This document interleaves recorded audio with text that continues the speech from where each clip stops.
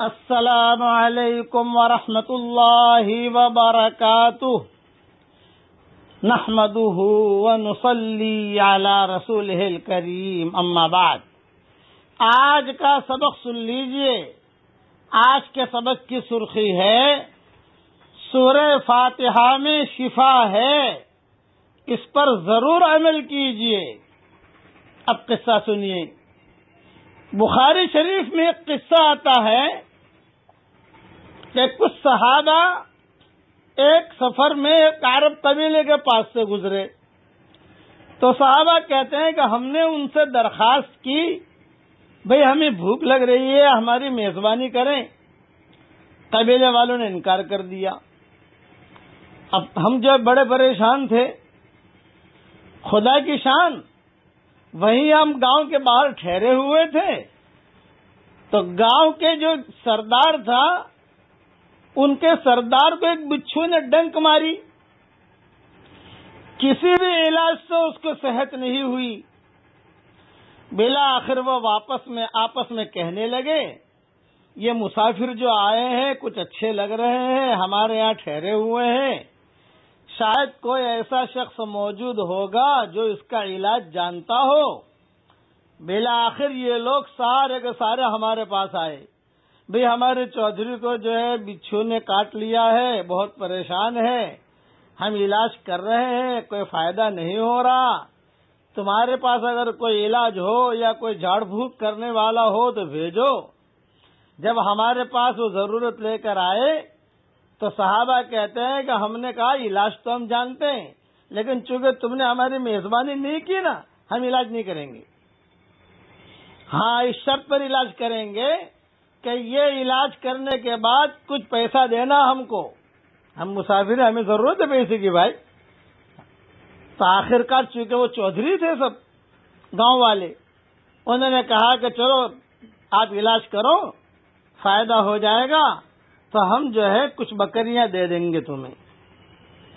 اس کے بعد ہمارے قافلے میں ایک صحابی جن کا نام حدیث شریف میں آتا ہے ابو سعید خدری رضی اللہ تعالیٰ عنہ، اس بیمار سردار کے پاس گئے اور سورہ فاتحہ پڑھ کر اس پر دم کر دیا۔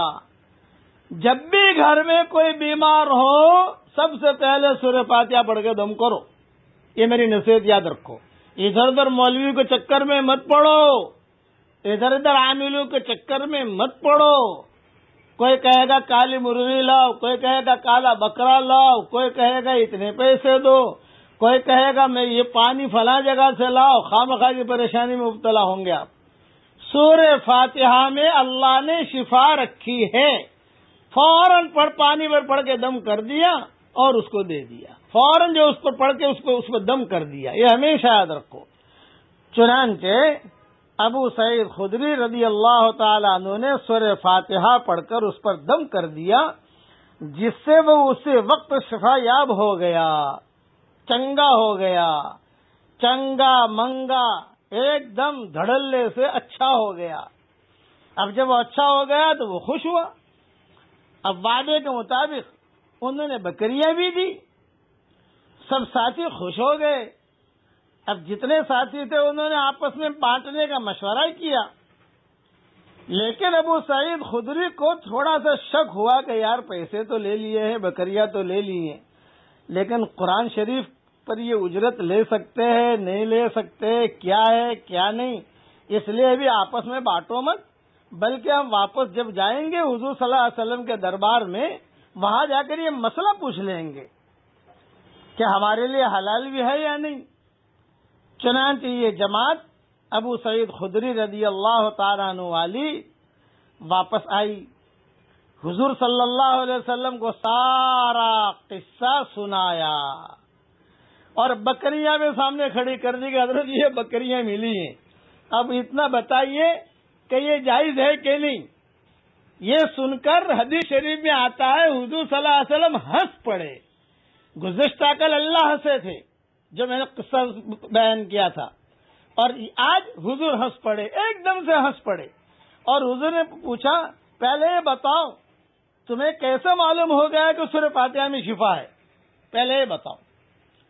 تو ابو سعید خدری نے جواب دیا، لمبی چوڑی حدیث ہے، مختصر وقت میں ساری حدیث کیا بیان کروں میں.